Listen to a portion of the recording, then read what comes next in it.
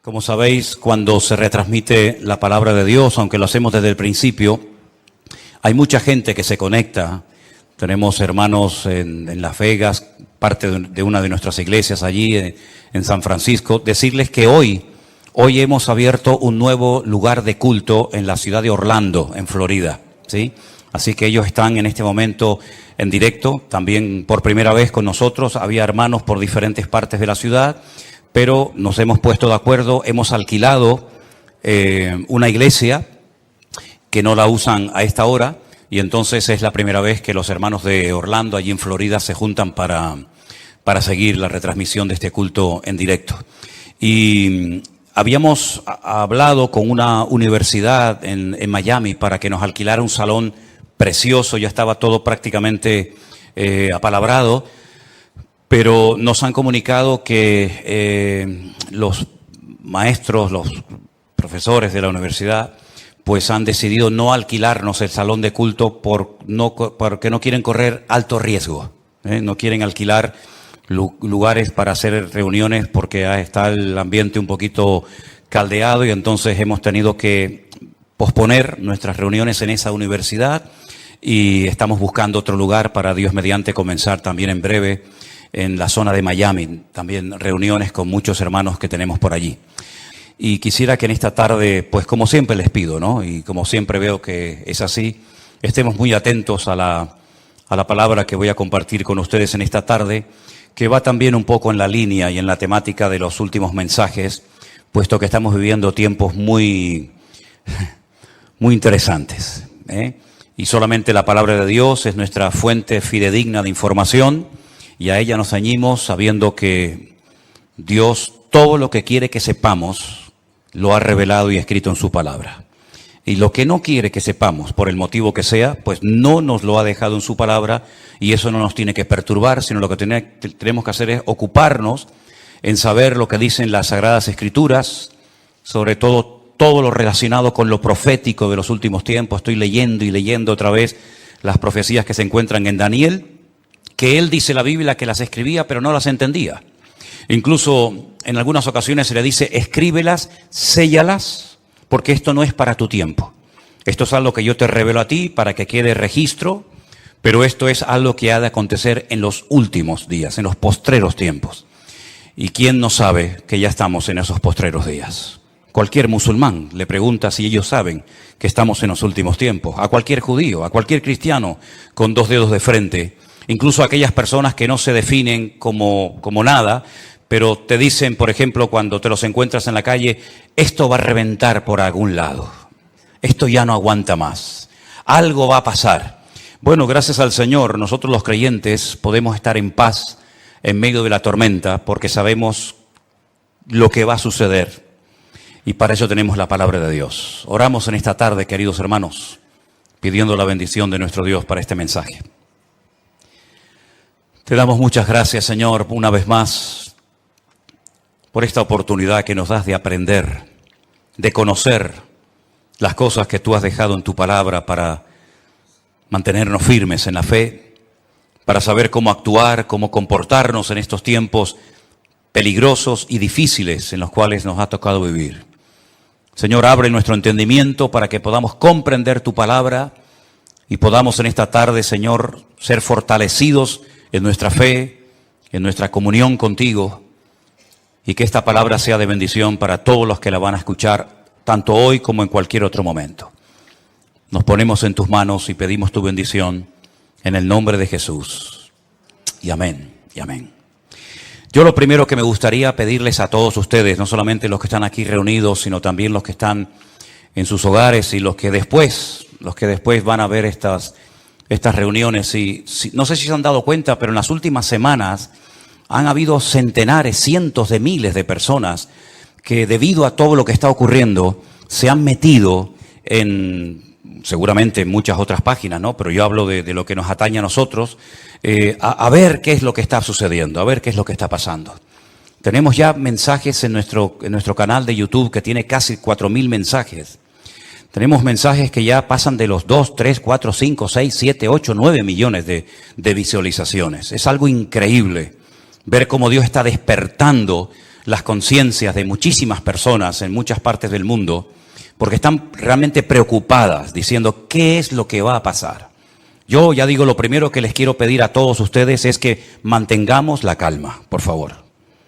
Veo a muchos creyentes nerviosos, angustiados, con miedo, y lo primero que tenemos que tener en cuenta es que el Señor es nuestra paz, que todo está bajo el control de Dios y que aquí no va a caerse ni una hoja de un árbol sin permiso de nuestro Dios. Así que mantengamos la calma, la serenidad, la paz y no dejemos que nada ni nadie nos perturbe. El Señor Jesucristo dice, en el mundo tendréis aflicción. Más claro agua, pero confiad, yo he vencido al mundo. Mi paz os dejo, mi paz os doy, no como el mundo la da. La paz de Cristo es una paz que a menos que tú la tengas no te la puedo explicar con palabras. Y mira que sé explicar muchas cosas y el Señor me ha dado, pues yo creo que algo de sabiduría para explicar muchas cosas de su palabra. Pero explicarte lo que es la paz de Cristo, sinceramente me faltarían palabras para poder explicarte lo que es vivir en cualquier momento y circunstancia de la vida, bajo la enfermedad de un hijo, bajo la muerte de un ser querido, en momentos de guerra, en momentos de necesidad, de crisis matrimonial, problemas de toda índole, explicarte lo que es tener en esas circunstancias la paz de Cristo, prácticamente es imposible hacerlo con palabras, a menos que usted tenga esa paz morando en su corazón. Así que, hermanos, recordemos lo que dijo el Señor, quiénes somos: la luz del mundo y la sal de la tierra. Si me permiten la expresión, guardemos la compostura en todo momento. Porque ahora se nos van a presentar muchísimas oportunidades y ocasiones para dar testimonio y explicarle a la gente, si es que lo sabes, lo que está sucediendo y cómo va a terminar todo esto.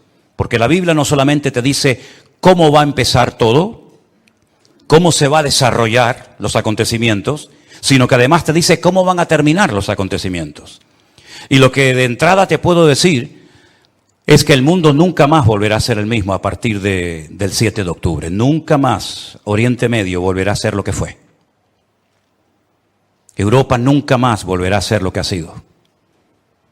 El mundo espiritual ha cambiado radicalmente. Te lo voy a intentar explicar esta tarde. Porque todo lo que nosotros vemos que está sucediendo en este nivel, en esta dimensión de lo natural, es simplemente, como he dicho muchas veces, y lo repito, un reflejo del mundo espiritual. El mensaje de hoy yo lo he titulado ¿Palestina o Israel? Porque se está oyendo mucho hablar en los últimos días, semanas, acerca de Palestina, de Israel y de Palestina. Y yo tengo que hacer un pequeño alto en el camino antes de entrar en lo que va a ser en sí el mensaje y decirte que no hay que ser ni judío, ni musulmán, ni creyente, ni cristiano, ni nada, para saber que nunca, jamás en la historia, hubo un Estado llamado el Estado palestino. Nunca existió tal cosa, jamás. Te voy a decir de dónde viene y quién le puso ese nombre a ese territorio de Palestina.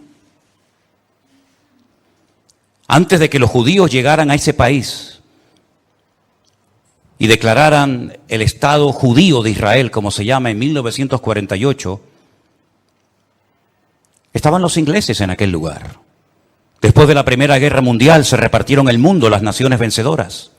Y a Inglaterra le tocó lo que ellos llamaban en aquel tiempo Palestina.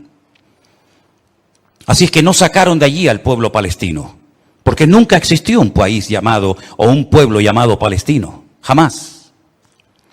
Entonces sería antes de los ingleses, pues tampoco, porque antes de los ingleses estaban los otomanos. Y sabéis que en ese país han estado todos, los omeyas, los árabes, los bizantinos, los hasmoneos, los griegos, los romanos, prácticamente todo el mundo ha estado por allí. Los cruzados con aquellas cruzadas, y decirles incluso que hasta el rey de España es el único rey del mundo que tiene el título de rey de Jerusalén, por si no lo sabían. Es decir, que por ese pequeño territorio, que es un cruce entre lo que se consideraba la Mesopotamia y Egipto, o la salida al mar Mediterráneo, jamás ha habido un Estado palestino, nunca. No sé si en algún momento lo habrá, pero jamás en la historia ha existido tal cosa. ¿De dónde viene entonces el tema o el término Palestina? Realmente el título, el nombre de Palestina fue un castigo del Imperio Romano a los judíos. Me explico. En el año 132 después de la era de Cristo, después del nacimiento de Cristo, hubo un hombre llamado Bar Kokhba. Su nombre significa hijo de la estrella, Bar, hijo, Kokhba, estrella. Bar Kokhba era un judío que fue declarado el Mesías, el verdadero Mesías de Israel. Ustedes saben que el sueño dorado de Israel ha sido la restauración de la monarquía con un rey descendiente de la tribu de Judá. Y este tal Bar Kokhba, el hijo de la estrella, fue apoyado de una forma tremenda por un rabino muy famoso de la época llamado Rabí Akiva. Rabí Akiva, haciendo una pésima interpretación de un texto del Antiguo Testamento, donde dice que el hijo de la estrella, hablando del verdadero Mesías, reinaría, apoyó de una forma tremenda a Bar Kokhba y emprendió una rebelión en contra del Imperio Romano. Y durante un par de años logró crear, entre comillas, un pequeño, país independiente que era la región o la provincia del sur de Judea. Los romanos no le iban a permitir ni a Bar Kokhba ni a nadie que pisotearan a Roma, que humillaran a Roma, y entonces emprendió una matanza, una guerra terrible contra este líder religioso político y lo desmenuzaron. En aquellas guerras se cuenta que murieron más de 580.000 judíos. Una barbaridad. 580.000 judíos perdieron la vida, incluido el Bar Kokhba este. ¿Por qué se produjo esta rebelión? Bueno, hay varios factores, varios motivos. El primero es porque el Imperio Romano había prohibido practicar la Brit Milá, el pacto, la circuncisión. No se podían hacer circuncisiones en Israel, y sabéis que eso es algo sagrado, incuestionable. No se negocia el circuncidar sí o no a un varón. Eso es algo que nadie cuestiona. Incluso los judíos ateos lo hacen con sus hijos. Todos lo hacen, sean creyentes, practicantes o no. Y eso estaba prohibido. Estaba prohibido la celebración del Shabbat, el día de reposo para el pueblo de Israel en aquel tiempo. Estaba prohibido enseñar Torah, enseñar la ley de Moisés, celebrar las fiestas. Y para colmo, como ya Jerusalén había sido destruida, totalmente destruida en el año 70, por el hijo del emperador Vespasiano, Tito, la destruyó y cumplió la profecía que Cristo había dicho en Mateo capítulo 24. ¿Veis todo esto? No quedará piedra sobre piedra que no sea destruida. En el año 70 se cumplió literalmente esa palabra profética que Cristo le había dicho a sus discípulos y que la encontramos en Mateo 24, y la ciudad de Jerusalén fue destruida completamente, incluido lógicamente el templo. Los tesoros del templo, que eran incalculables, se llevaron a Roma, y su padre, Vespasiano, construyó un templo, pero a la muerte, el famoso Coliseo Romano, que todavía lo pueden visitar los que quieran. Y para hacer una conmemoración de esta victoria, entrando o muy cerca del Coliseo Romano está el Arco del Triunfo de Tito, por donde les desfilaron las legiones romanas, humillando a los judíos que se los llevaban por miles y centenares a Roma para ser lanzados al circo romano, crucificados, etcétera, etcétera. No solamente ocurrió eso, sino que para más INRI, para más humillación, lo que hizo el emperador Adriano fue cambiarle el nombre a la ciudad de Jerusalén. Subió a lo alto de donde estaba el templo, que es el monte Moriah, donde actualmente está el Domo de la Roca, y al lado la mezquita famosa de Al-Aqsa. Y allí puso un templo a Júpiter, una de las divinidades más adoradas y queridas de Roma. Y le cambió el nombre de Jerusalén por Aelia Capitolina. Y ese fue el nombre que le pusieron. Esto fue una humillación tan grande que no pudieron soportar semejante humillación parte de la tribu de Judá que estaba todavía en aquel tiempo allí, que decidieron emprender una rebelión en contra de Roma. Y en el 132, este hombre, Bar Kokhba, se atrevió a plantarle cara al Imperio Romano. Y durante un par de años tuvo, éxito, pero finalmente fue despedazada y arrasada completamente ese país. El rabino que la apoyó El Rabí Akiva lo llevaron a Cesarea la Marítima. Digo la Marítima porque sabéis que en los tiempos de la Biblia había dos ciudades que se llamaban Cesarea, Cesarea de Filipo al norte y Cesarea la Marítima al lado del mar Mediterráneo, y allí con peines de hierro al rojo vivo le arrancaron toda la piel y lo torturaron hasta la muerte a Rabí Akiva.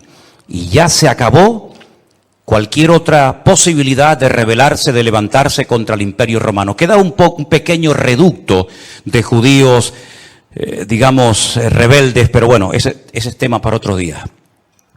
Y entonces, para humillar más a ese país, para que nunca nadie pudiera recordar que un día hubo una ciudad llamada Jerusalén, que ahora se iba a llamar, ya hacía años que se llamaba Elia Capitolina, al país se le puso Filistea, tierra de filisteos. Y de ahí viene la palabra, el origen de la palabra Palestina. Fue un castigo de Roma a los judíos para que nunca más nadie pudiera echar de menos un país llamado Israel.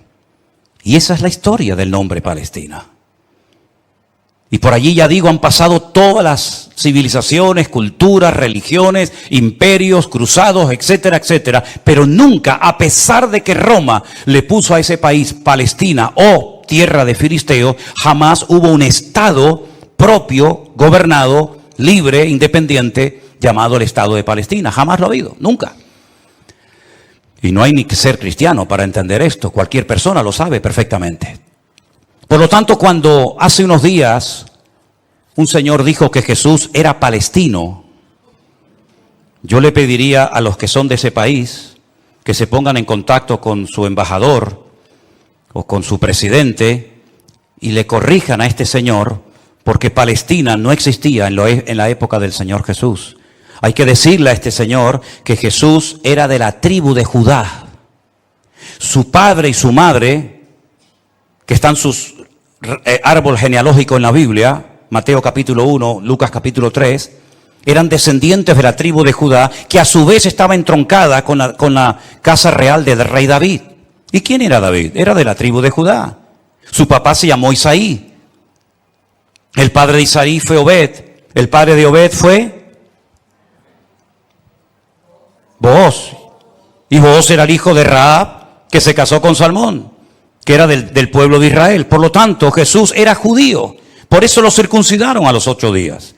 Por eso subía a Jerusalén 3 veces al año, para celebrar las fiestas que la Torá de Moisés indicaba que tenían que subir a Jerusalén. Por eso Jesús nunca fue a una mezquita, siempre fue a sinagogas, porque ni siquiera las mezquitas, el Islam, existía en la época de Jesús, sino que tendrían que pasar más de 600 años, más de 6 siglos y medio, hasta que naciera el Islam, que por cierto significa sumisión. ¿A quién? Lo interesante es que el Señor Jesucristo, cuando es juzgado por sus enemigos, en este caso los romanos, el que lo sentencia a muerte, ordena poner encima de la cruz un título escrito en 3 lenguas: latín, griego y árabe. Si ustedes me dejan que siga, tienen un problema, porque he dicho un disparate y ustedes no han dicho nada. Y ustedes no tienen que permitir que yo ni nadie diga disparates en este púlpito. Eso es. Entonces corríjame cuando digo algo mal, no tengan miedo.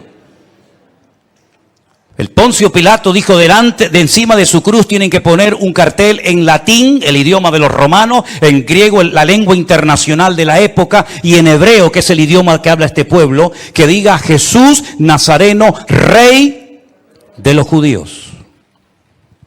No dijo rey de los palestinos, no dijo rey de los árabes, dijo rey de los judíos, que eran los que vivían allí. Porque dice Juan capítulo 1 que a los suyos vino y los suyos no le recibieron. Y los suyos eran judíos, que estaban viviendo en aquel momento bajo la opresión, bajo el yugo del imperio más terrible que jamás ha existido y el más longevo, que fue el imperio de Roma. Así que de ahí viene todo esto del nombre Palestina y filisteos y todo esto, queridos hermanos. Pero nunca, repito, ha existido un Estado palestino. Cuando en 1948 las Naciones Unidas decidieron partir el país en 2, Israel dijo: estamos de acuerdo. Si los árabes que en ese momento habitaban en ese país, que la mayoría eran de origen jordano, el país que estaba al lado, porque no sé si saben que, por ejemplo, la explanada de las mezquitas arriba, en el monte Moriat, en el monte de Moriat, eso está bajo protectorado de Jordania. Y cuando tú ves a los ancianos caminando por las calles de la ciudad vieja de Jerusalén, la mayoría de ellos llevan un pañuelo de cuadraditos blancos y rojos, que es el pañuelo de Jordania. Porque Palestina no representa a nadie, sino ellos eran de origen jordano, ¿verdad? Y es interesante notar que Israel en ese año decidió quedarse con los territorios que las Naciones Unidas decidieron darle. Y los árabes dijeron rotundamente no, que yo digo, si hubieran sido listos en ese momento, hubieran dicho, vale, nos quedamos con la mitad y ya con la mitad, ya que es mía, después podemos hacer otro tipo de presiones, pero por lo menos ya tengo la mitad. Y es que si dices que no, al final no vas a tener ni lo que tenías. Durante todos estos años, desde 1948 hasta hoy, ese país siempre ha estado en guerra, o preparándose para una guerra, como dicen allí. Y la cruda realidad es que ese pequeño pueblo ha ganado todas las guerras. No ha perdido ni una. Ha desbaratado naciones tremendamente poderosas con un poderío militar espectacular. Y cada vez que gana, lógicamente, extiende el terreno. No podían entrar los judíos a la ciudad vieja de Jerusalén. ¿Saben la tortura que es para un judío estar viviendo en Jerusalén y no dejarte entrar a la ciudad de Jerusalén y poder acercarte y tocar el Kotel Hamarabí, el muro de los lamentos para orar a Dios? No podían hacerlo.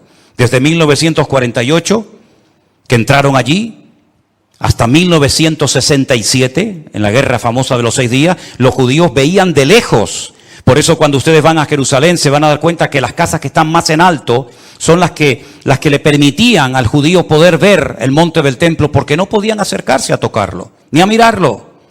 Y no solamente desde 1948, desde hace muchos siglos tampoco podían estar allí.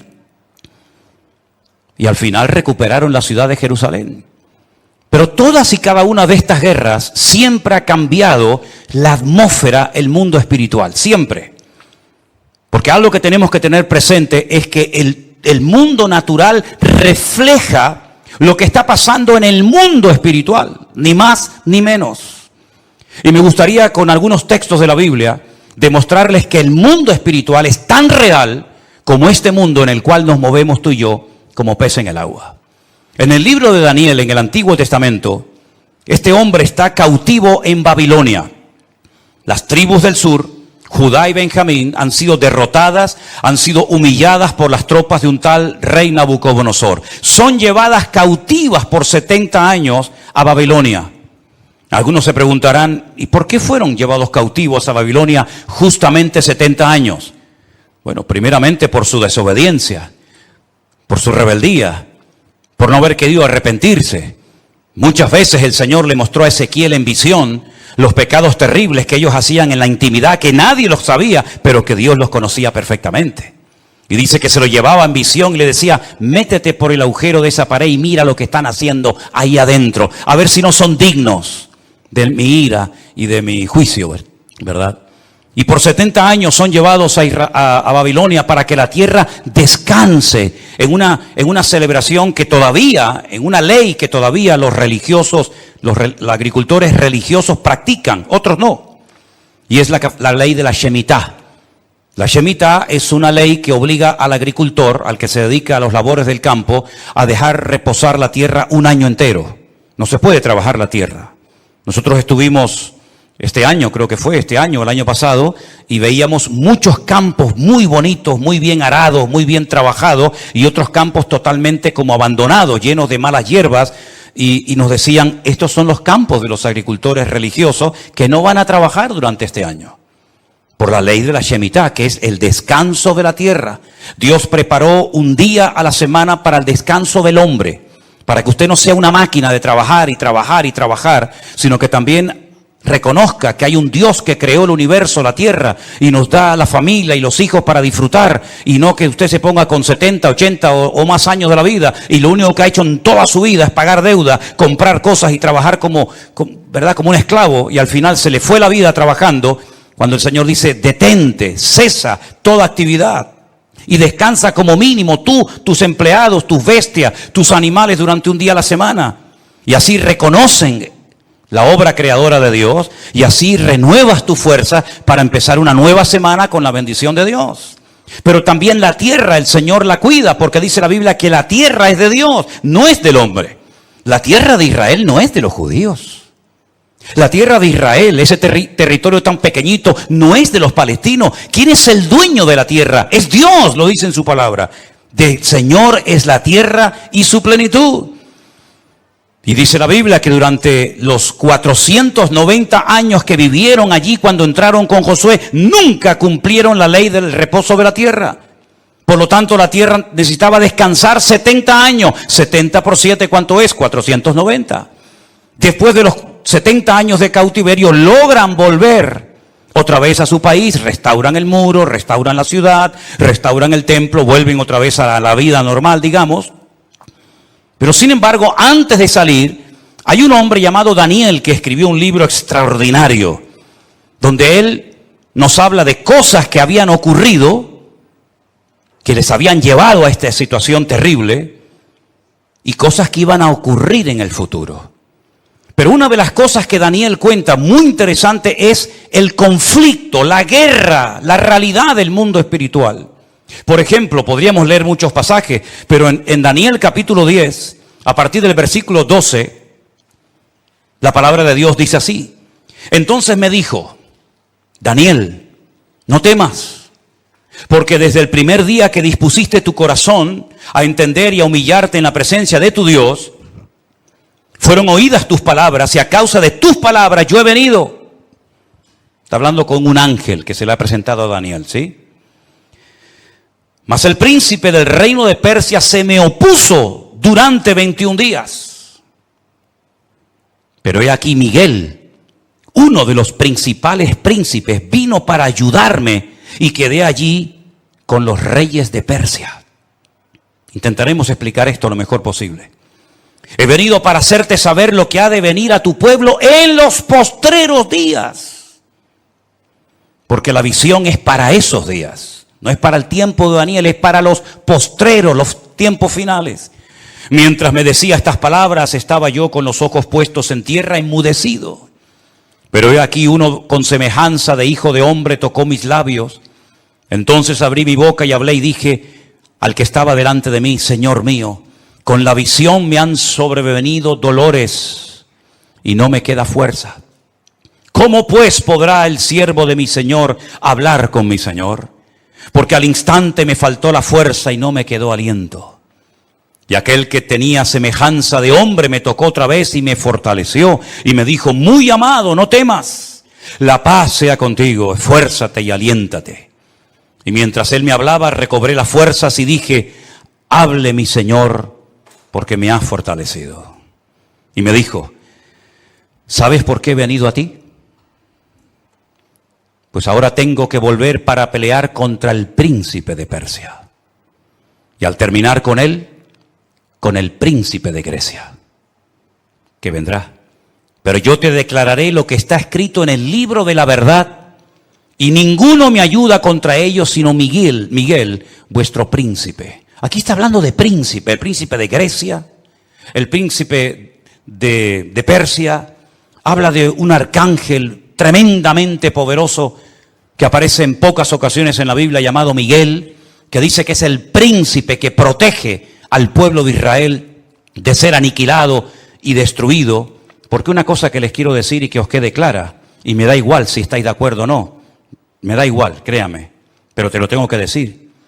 Recientemente se le preguntaron a altas autoridades de Hamás y le dijeron, si pudierais elegir entre tener todo el Estado de Israel, todo el territorio, de norte a sur y de este a oeste para ustedes, o la destrucción, la aniquilación total y absoluta del pueblo de Israel, ¿qué elegiríais?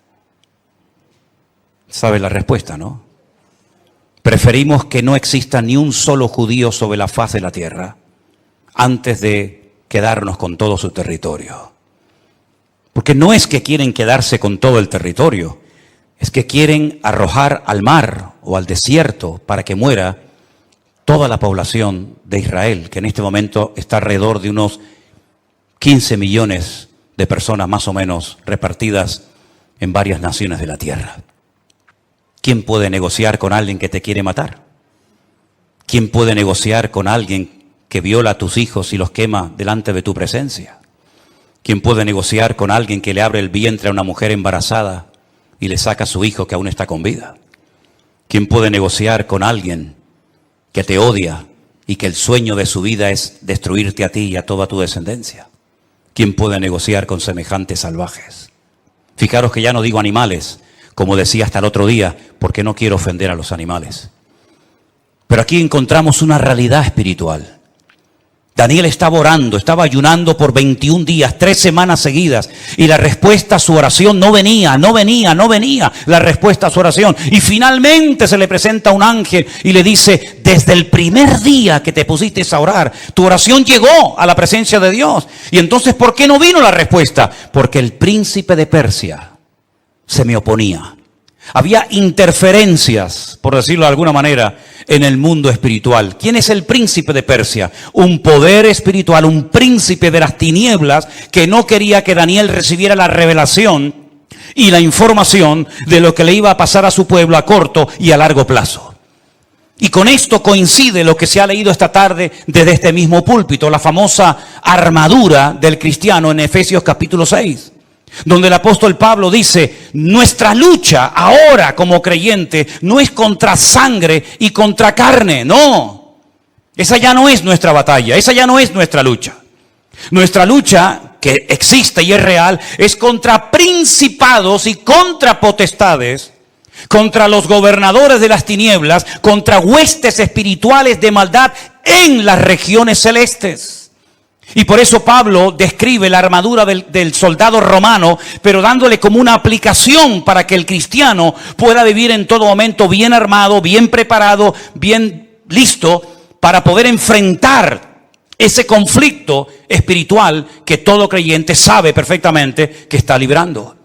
Fijaros que las últimas palabras del apóstol Pablo cuando escribe a Timoteo le dice: he peleado la buena batalla. No ha sido fácil llegar hasta la meta, Me han torturado, me han apedreado, me han puesto en la cárcel, etcétera, etcétera. Y he peleado la buena batalla. Y he acabado la carrera. A Timoteo, cuando está pasando un momento de desánimo, de caído en su espíritu, por las presiones y las luchas que está llevando a cabo en la iglesia, que está pastoreando en Éfeso, le dice: pelea la buena batalla. Echa mano de la vida eterna. Sufre penalidades como buen soldado de Jesucristo. Yo sé que por ahí se ha predicado un evangelio aguado, un evangelio donde ven a Cristo y todos los problemas se te van a solucionar. No es verdad. Dios te va a dar gracia, paz y fortaleza en medio de los problemas. Pero muchos problemas no van a desaparecer por el hecho de que ahora usted se ha convertido a Cristo. Si le han predicado otra cosa, no es mi problema, pero sí es mi responsabilidad decirle que la vida no es fácil, ni para el ateo ni para el creyente. Y dice la Biblia que cuando sale el sol calienta buenos y calienta malos. Y cuando hay guerras mueren buenos y mueren malos. Y cuando hay un naufragio mueren cristianos y mueren ateos. Y cuando hay un atentado, cuando hay un terremoto o cuando hay un tsunami mueren cristianos, mueren blancos, mueren ricos, mueren todos. Porque es parte de la vida. Pero en medio de las tormentas y sufrimientos de la vida, nosotros sabemos que el Señor está a nuestro lado. Y eso es lo que nos da la fuerza para decir: Dios está conmigo porque yo sé en quién he creído. Miren a Job, y no me quiero ir del tema, pero miren a Job, un hombre que perdió a sus hijos, un hombre que perdió su salud, un hombre que perdió su patrimonio, toda la vida trabajando para tener 4 cosas y en un día las perdió todas, como le puede pasar a cualquiera, ¿o no? Sin embargo, cuando su mujer le dice: maldice a Dios, ¿qué tipo de Dios tienes tú? Que hoy te da y mañana te quita, ahora te sana y mañana te enferma. Y le dice: como cualquier persona incrédula, insensata, has hablado. Yo sé en quién he creído y aunque Dios me mate, yo lo voy a seguir adorando, porque yo sé que mi Redentor está vivo. Podemos tener paz en medio de la tormenta, podemos dormir en paz, como dice la Biblia: en paz me acostaré y asimismo dormiré. Porque solo tú, Señor, me haces vivir confiado. Y aunque un ejército acampe contra mí, no temerá mi corazón. Porque el Señor es mi luz y mi salvación. Son promesas que las hemos interiorizado en nuestra vida y no es como un mantra que lo tengo que repetir para autoconvencerme de que Dios está conmigo. Es que no me tengo que autoconvencer de nada. Él mismo me da testimonio a mi espíritu de que no estoy solo en medio de las luchas de la vida. Y el pueblo de Israel no es que sea el mejor pueblo del mundo, Yo no estoy aquí para hacer, digamos, una disertación a favor de unos que son muy buenos y otros que son muy malos. Yo no estoy aquí representando a nadie. Yo solamente represento a mi Dios. Y mi Dios no se casa con nadie. Y mi Dios ama a todo el mundo por igual. Y mi Dios no hace acepción de personas. Y todos los seres humanos, me da igual, son palestinos, o son judíos, o son canarios, o son latinos, o de donde sea. Todos los seres humanos tenemos que arrepentirnos delante de nuestro Dios por nuestros pecados. Y aquí no hay ni buenos ni malos, sino que aquí cada uno tiene que ser consciente de que no hay justo ni aun uno delante de la presencia del Señor. El mismo Señor Jesucristo, y hoy lo leía en el Evangelio de Mateo, le decía a los judíos, si no os arrepentís, todos pereceréis igualmente. Por lo tanto, mis queridos hermanos, lo importante es saber que estamos en una guerra espiritual porque estamos a punto, y lo vamos a ver, que todo va a cambiar. La película que hemos vivido hasta el día de hoy, nuestra vida ha sido como una especie de película, con diferentes actores, diferentes escenarios, ¿verdad? El escenario va a cambiar completamente. Los actores van a cambiar. El guión va a cambiar. Y cuando está a punto de producirse un cambio en el mundo significativo que afecta a miles y a millones de personas, hay siempre guerra en el mundo espiritual. Miren cuando Cristo nació, la guerra espiritual que hubo. Comenzaron a asesinar niños, ¿verdad? Comenzaron una serie de revoluciones porque cada vez que va a haber un cambio que va a afectar la economía, la política, la vida social, etcétera, siempre hay un conflicto espiritual tremendo. Daniel estaba orando porque quedaba pocos años, poco tiempo, probablemente estaba por el año 68, máximo al 69 de la liberación, ¿verdad? Del pueblo, y Daniel estaba no preocupado, pero sí indagando, leyendo las escrituras, orando y ayunando, porque sabía que se avecinaba, se oteaba en el horizonte un cambio tremendamente significativo. Miles de personas por fin iban a poder volver otra vez a su país. Iba a haber una masa de gente que iba a ir de un lugar a otro. Y esos cambios, hermano, no se producen por casualidad. Esto que estamos viendo que ayer llegaron 1000 al Hierro, el otro día 600 a Lanzarote, el otro día no sé cuántos al Hierro, todo eso no es producto de la casualidad. Satanás está cambiando la escena mundial. Y lo vamos a notar en pocos días, en pocas semanas. Esto va a ser completamente diferente. Y los que tengamos la oportunidad y el privilegio de volver a Israel, porque vamos a volver a Israel, no nos vamos a encontrar al Israel que hemos conocido por más de 20 años. Nos vamos a encontrar a la gente de una forma diferente, una actitud diferente, una atmósfera completamente diferente, porque estamos en una guerra espiritual tremenda. Cuando se lee la famosa armadura del cristiano, se enfatiza mucho que la espada es la palabra de Dios, el yelmo o el casco del soldado representa la salvación, el escudo representa la fe. Pero si ustedes prestan atención a esa armadura de la cual Pablo nos está hablando aquí en Efesios capítulo 6, lo primero que él hace cuando escribe la carta es orar para que los ojos de vuestro entendimiento sean alumbrados y tengáis espíritu de sabiduría y de revelación en el conocimiento de Él. Pablo dice que a los incrédulos Satanás les cegó el entendimiento. Y uno dice, ¿cómo? ¿Cómo es posible que gente tan inteligente, capaz de hacer cosas tremendas, cuando le hablas de la Biblia no se enteran de nada? Son como ciegos, como analfabetos espiritualmente hablando. Capaz que el tipo es un matemático, un científico espectacular, pero cuando le hablas de las cosas del reino, de las cosas espirituales, dice que para él son locura, no las entiende. Yo incluso he hablado con muchísimos rabinos judíos que se saben libros de memoria de la Biblia y les he hablado, por ejemplo, de Daniel y me dicen literalmente, no entiendo lo que estoy leyendo, no lo entiendo. Uno se queda sorprendido porque se cumple lo que dijo Isaías: dale esto al que sabe leer y te dirá, no lo entiendo. Y Pablo dice que esta armadura representa la verdad, la justicia, la paz, la fe, la salvación y la palabra de Dios. Fíjate qué palabras tan interesantes. Dice que ceñid vuestros lomos con la verdad, con la coraza de justicia, calzados los pies con el apresto del evangelio de la paz, coger el escudo de la fe, tomad el yelmo de la salvación y la espada del Espíritu, que es la palabra de Dios. Estas 6 cosas, estos 6 elementos, están en el punto de mira de Satanás para arrancarlos de nuestra sociedad de un plumazo. Quiere cambiar la verdad en mentira y convertir la mentira en verdad. Si no, sal por la calle hoy en día y pregunta cosas que tienen que ver ya no con la fe, sino con el sentido común. Y te vas a dar cuenta que hay gente que cree en mentiras, creyendo 100% que son grandes verdades. Y las grandes verdades las cuestionan y las echan a un lado porque dicen, eso no es verdad, eso es mentira. Esa es una de las estrategias del diablo: bombardear, dinamitar las escuelas, las universidades, incluso también, como no, las iglesias, la familia, los gobiernos, la política, el arte, la pintura, la literatura, todo, para que al final la sociedad siga creyendo más en las mentiras que en las verdades. ¿Quién enseñó que para ir al cielo hay que explotarse?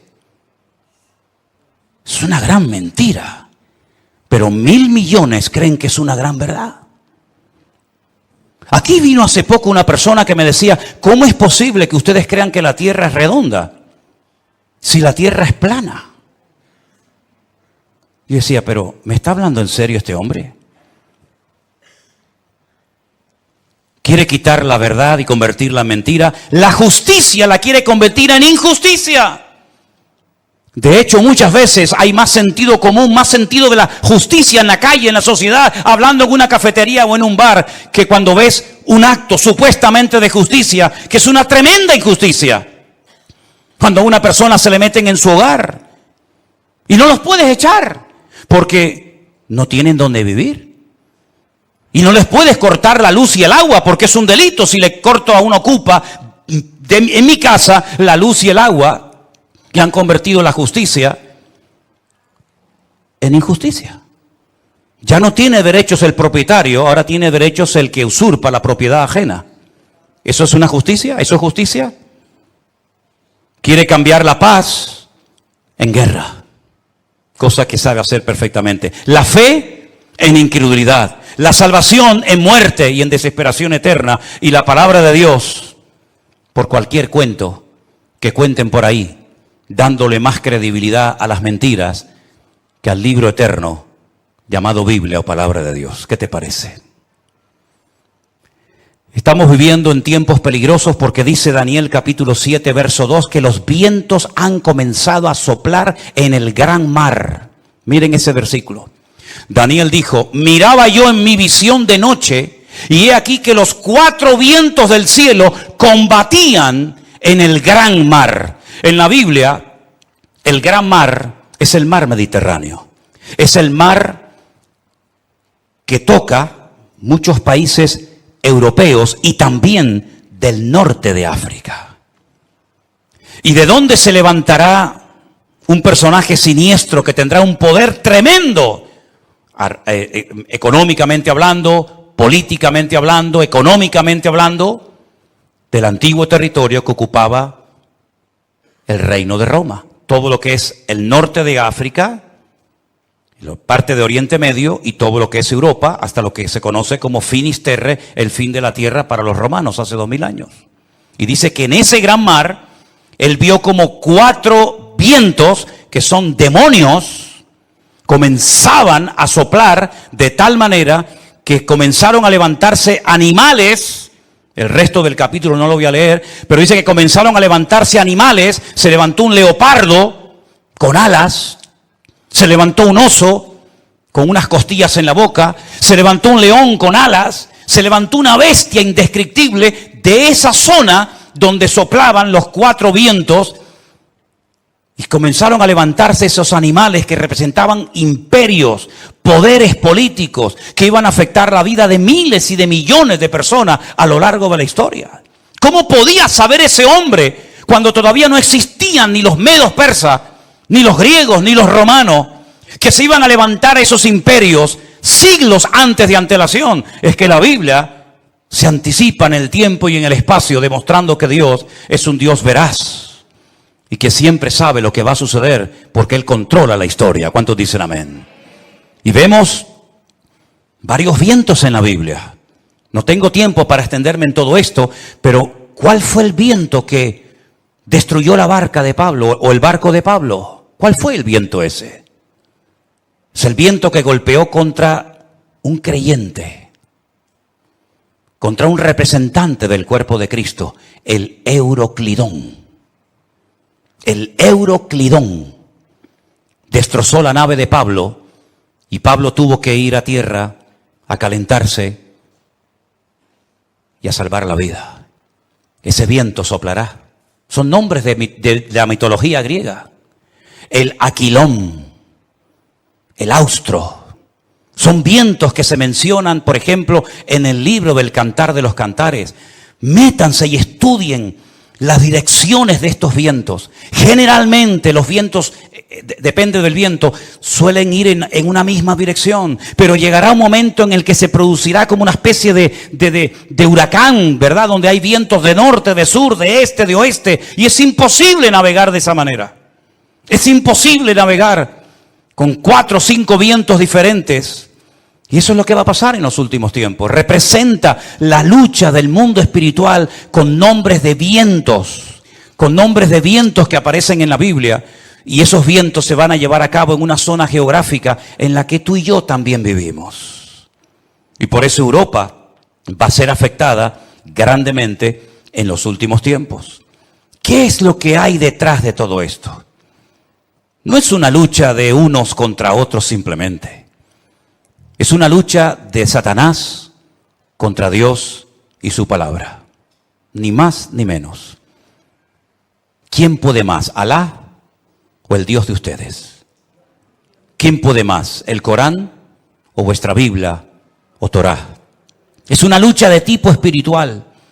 Y si no estamos velando y orando, no vamos a saber cómo comportarnos, cómo actuar en este tiempo. Porque algo muy importante, que lo vamos a ver ahora en un momento en la pantalla, es cómo Satanás a lo largo de la historia, como una especie de camaleón, si me permiten, ha ido adaptándose a los tiempos, a las culturas, a las tradiciones, y de esa manera ha ido preparando el escenario para esta escena final que tenemos en el horizonte. Todavía la guerra fuerte que nos habla Ezequiel 38 y 39 aún no ha empezado. No es esta que estamos viendo ahora. Todavía viene otra peor, para que lo sepan. Cuando Gog, príncipe de Mesec y Tubal, vienen del norte con 200 millones de soldados para destruir al pueblo de Israel. Porque de esta Israel volverá a salir con muchas pérdidas humanas, con mucha sangre derramada, pero aún viene la peor, que la Biblia dice en qué momento se va a producir, qué naciones van a intervenir, por dónde van a atacar, cómo va a terminar, cuánto va a durar, etcétera, etcétera. Pero tengo una lista que se la voy a poner ahí en la pantalla. Espero que estas características del diablo de los últimos tiempos las tengan en cuenta, porque esta es la forma como Satanás ha decidido actuar en nuestra generación. Primero, lograr los objetivos deshumanizando a la humanidad. Eso ya es una realidad entre nosotros. El objetivo, lo que se pretende alcanzar, está por encima de cualquier precio de vida humana. Si mueren 1000, da igual, traemos otros 1000. Si son 10.000, traemos otros 10.000. Es como cuando los romanos estaban al pie de la montaña de Masada. ¿Se acuerdan en Masada, en el desierto de Judea? Dice la Biblia que había arriba en Masada un reducto de judíos que no querían rendirse. Ellos rodearon la muralla de Masada y comenzaron durante años y años y años a echar tierra para construir una rampa que todavía se puede ver, y por esa rampa subieron ¿cómo se llama? El aparato ese de madera grande. Ahora ya lo diré. 4 años preparando esa rampa para poder subir arriba. Dice la Biblia que la iglesia es columna y baluarte. Ahí está, ya me vino. El baluarte. El baluarte era esa torre de madera que iban arrastrando los esclavos. Dentro iba llena de soldados y cuando llegaba arriba se abrían las compuertas y salían para atacar. 4 años preparando esa rampa de tierra. ¿Cuántos murieron? Miles, miles. Muchos de los que estaban trabajando al pie de la montaña eran familiares, conocidos, vecinos o amigos de los que estaban arriba, rodeados por las legiones romanas. Hay una película de Peter O'Toole que se llama Masada. Véanla para que vean la historia. Qué interesante. Mataban a 200, 300 esclavos, traían más y traían más. El objetivo es lo principal. No importa cuántos mueran para alcanzar el objetivo. Esa es una estrategia del diablo que le está saliendo de maravilla. Y es la misma estrategia que están utilizando estas personas hoy en día. El fin justifica a los medios. La vida humana no tiene ningún valor. El objetivo es lo principal. Número 2. La ambición prevalece por encima del respeto a la vida. Voy a conseguir mi objetivo y alcanzar mis metas a toda costa. Me da igual si tengo que torturar, matar, me da exactamente igual. La ambición, la arrogancia de mi corazón es tan poderosa, es tan fuerte, que si tengo que hacer lo que haga falta, lo hago. Número 3. Alcanzar lo divino, olvidando lo humano. Si para ir al cielo y tener las 90...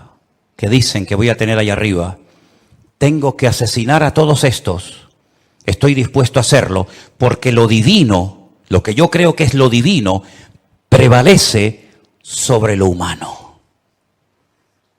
Una estrategia diabólica terrible. Cuando hace unos días vi en un reportaje que hicieron y le preguntaban a unos niños de entre 8 o 10 años, ¿qué quieren ser cuando sean grandes? Y decían, nosotros queremos ir al cielo. Por eso queremos prepararnos y convertirnos en mártires. Una criatura que lo que tiene que hacer es jugar y disfrutar de la vida. Lo divino ha desplazado toda racionalidad o todo raciocinio. Es el mundo al revés. La tecnología de la desinformación. España es número 1 en esto, España es capaz de ponerte una imagen que no tiene nada que ver con lo que está hablando. De hecho, ha habido a veces en varias cadenas de televisión en España que están hablando de un conflicto X, de una situación cualquiera que sea, y ponen unas imágenes de hace años que no tiene absolutamente nada que ver con lo que ellos están contando en ese momento. Como tienen el poder de quitar, de poner, de añadir, de etcétera, y cuando venga la inteligencia esta que llaman, ¿cómo es?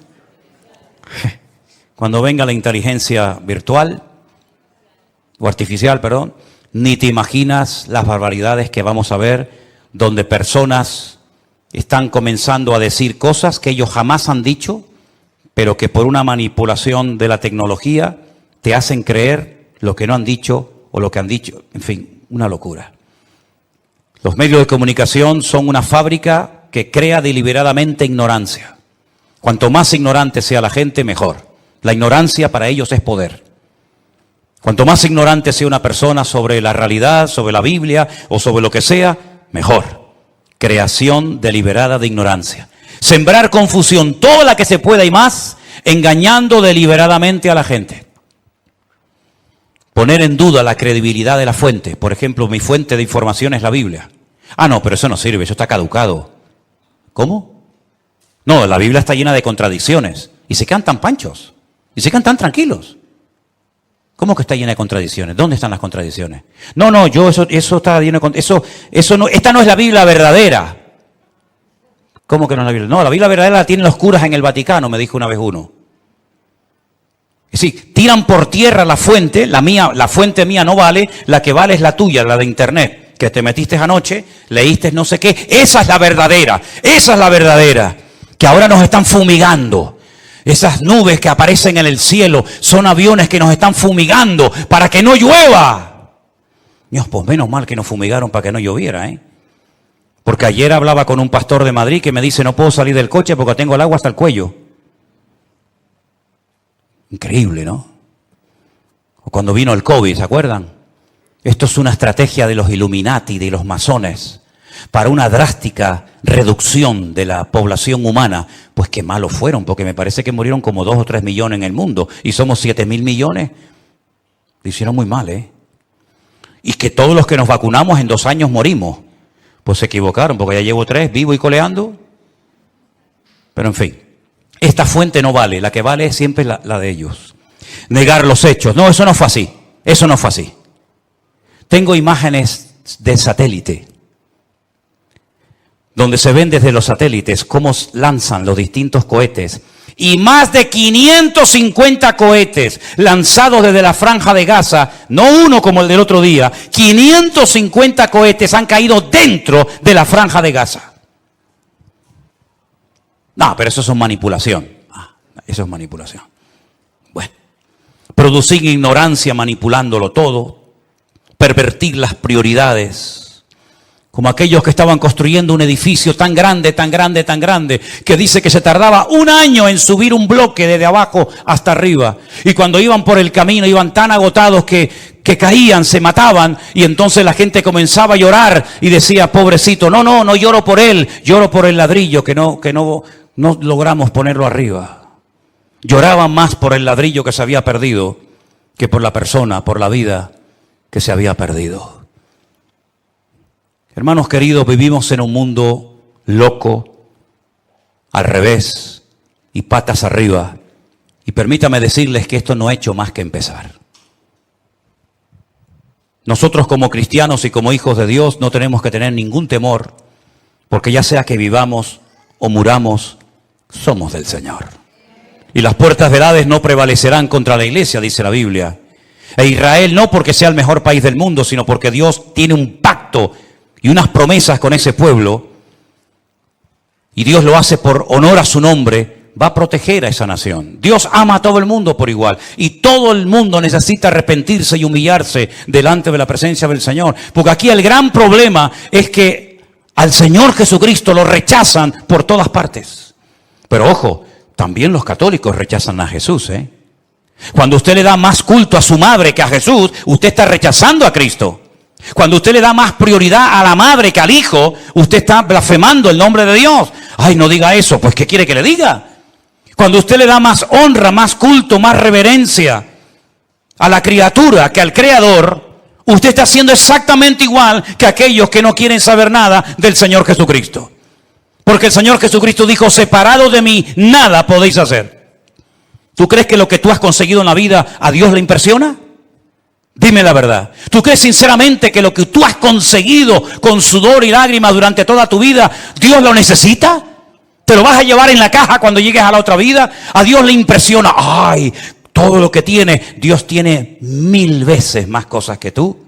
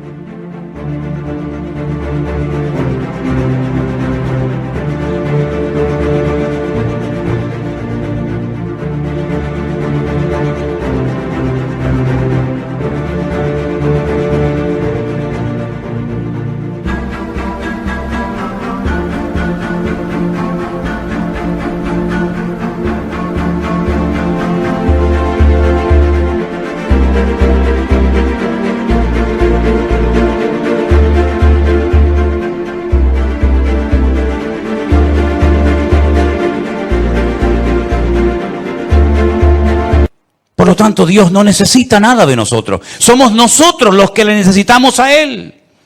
Porque ya el Señor Jesucristo lo dijo, separados de mí, nada podéis hacer. Y esta realidad espiritual en la que estamos viviendo tú y yo hoy en día, la única forma de mantenernos firmes en el día malo, y ya empezó el día malo para nosotros.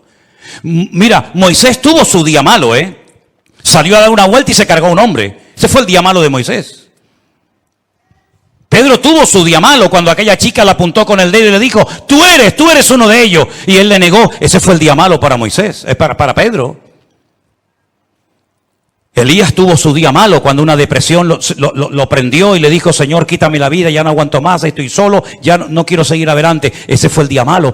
Adán y Eva tuvieron su día malo en el huerto del Edén. Pero tarde o temprano todos tendremos nuestro día malo. Y dice la Biblia, para que habiendo acabado todo, estar firmes. Y la única manera de poder estar firme y no caer en depresión, en desánimo y en tantas cosas que se hacen, es poniendo la mirada y la confianza solamente en nuestro Dios. Yo por eso he aguantado más de 40 años como cristiano. Porque los cristianos me han dado muy buen ejemplo y me han ayudado mucho, pero los peores ejemplos que me han dado la gente en esta vida justamente también han sido los que se llaman cristianos. Y en las iglesias he sido muy bendecido y muy bien tratado, pero también he sido muy cuestionado y criticado. Pero ¿saben qué? Yo no me convertí a ustedes. A mí no me cambió la vida ningún pastor, ningún reverendo, ninguna iglesia. No, a mí me cambió la vida mi Señor Jesucristo.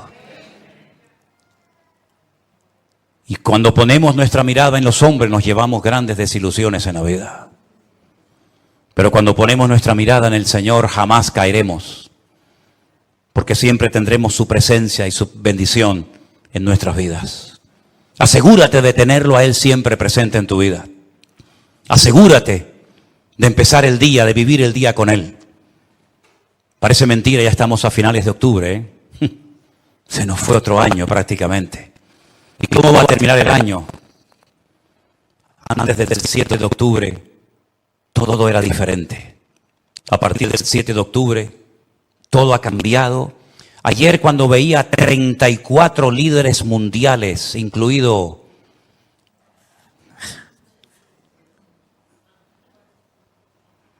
¿Saben qué les digo, no? Cuando yo veía 34 líderes mundiales... Y allí estaba don Peter Sánchez. Yo decía, en estos 34 que están aquí, mira que los miré de arriba, abajo, de izquierda a derecha, ¿estará ya el anticristo? ¿Estará ya el anticristo? Porque el mundo está clamando por alguien que venga y solucione todo. Da igual si es musulmán, judío, creyente, ateo, de derechas o de izquierda, el mundo está clamando a grito. Y de hecho, este señor que vive en Roma, dijo hace algún tiempo, lo que el mundo necesita es un líder, uno solo, con todo el poder, para que gobierne. Y tuvo razón, el mundo verá a ese líder, y el primero que lo van a apoyar van a ser ellos. Y yo me preguntaba, ya digo ayer...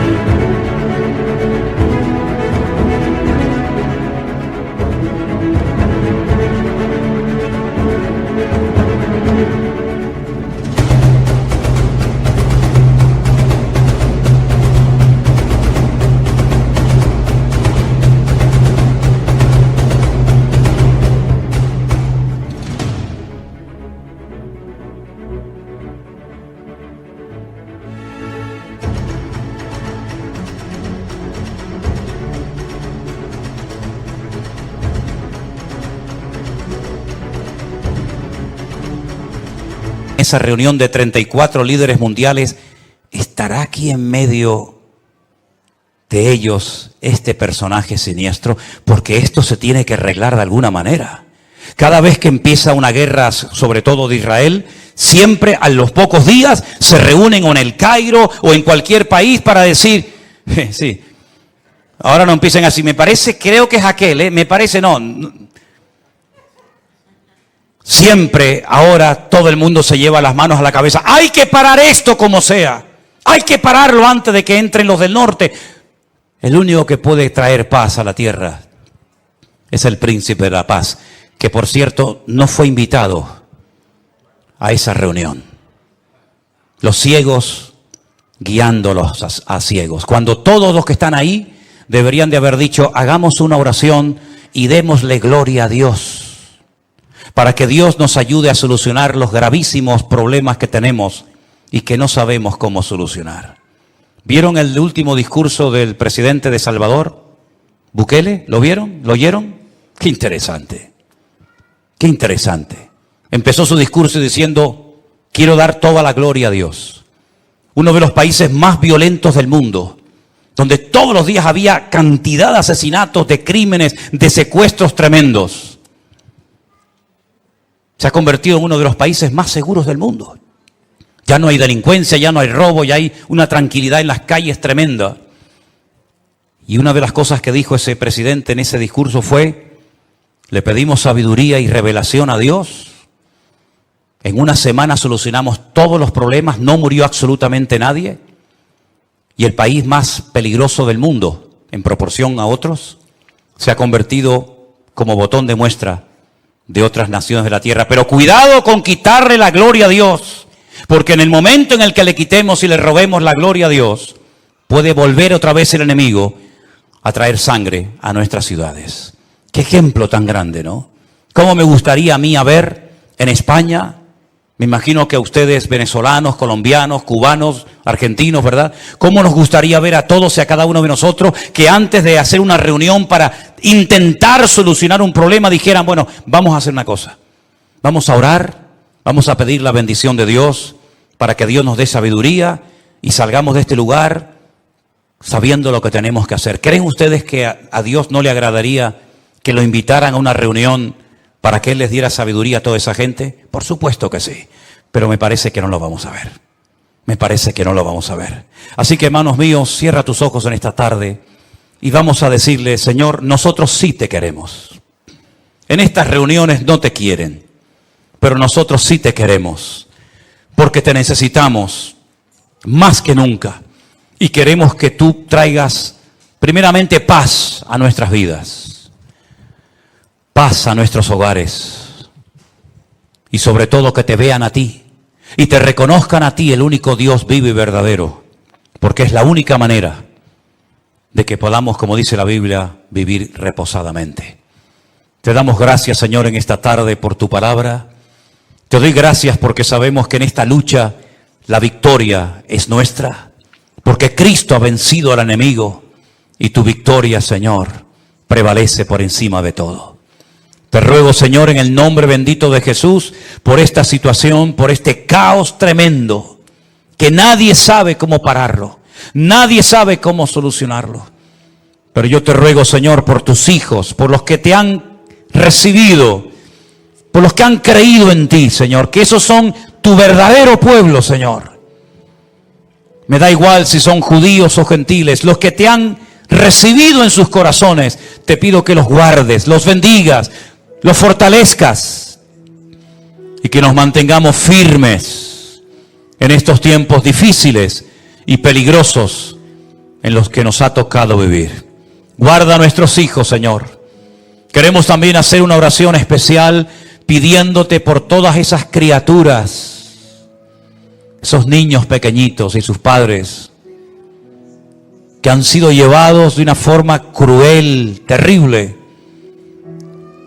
Señor, que vuelvan todos y cada uno de ellos, Señor, cantando y alabando y dándole gloria a Dios. Señor, en el nombre de Jesús, tú no tienes ningún problema en resolver nuestros problemas si te pedimos ayuda. Por eso, Señor, métete en nuestra familia, toca la vida de nuestros hijos, toca la vida de los líderes del mundo, para que te reconozcan y clamen a ti, Señor.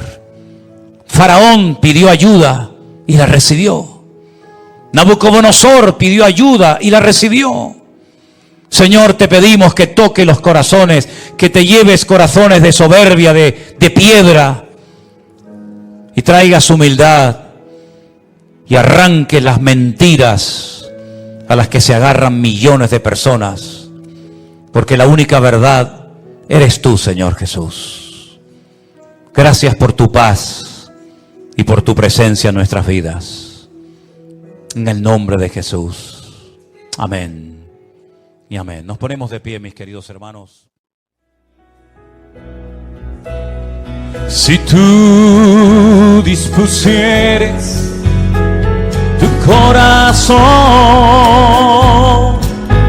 y extenderes a Él tus manos, levantarás tu rostro limpio de mancha, será fuerte y nada temerás. Te acostarás y no habrá quien te espante, y muchos suplicarán tu favor. Te acostarás y no habrá quien te espante,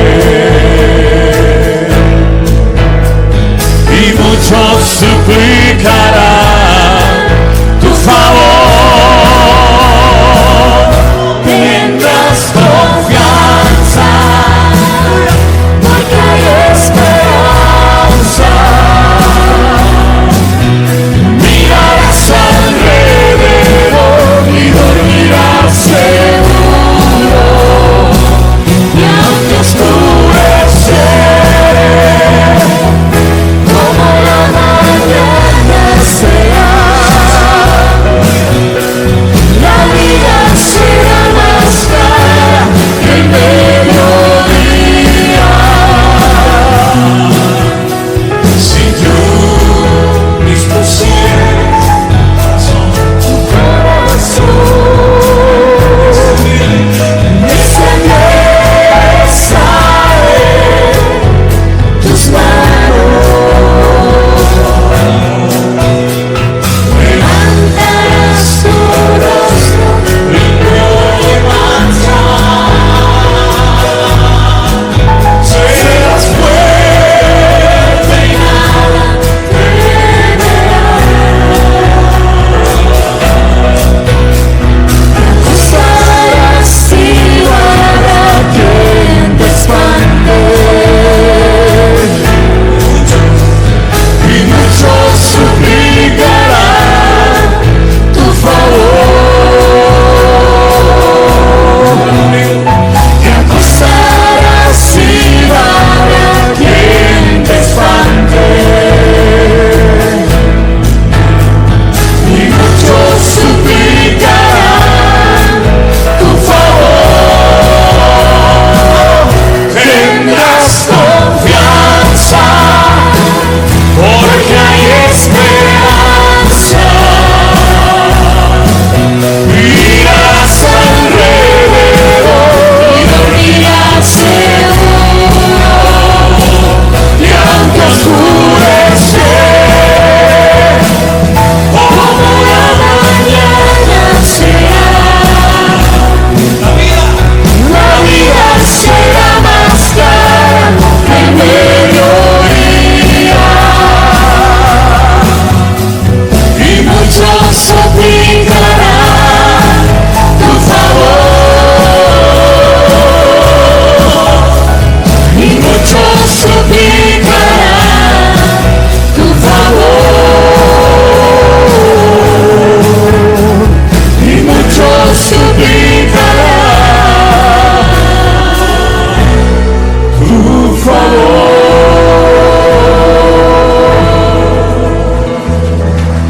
Amén. Así sea. Así sea, Señor. Sí, Jesús.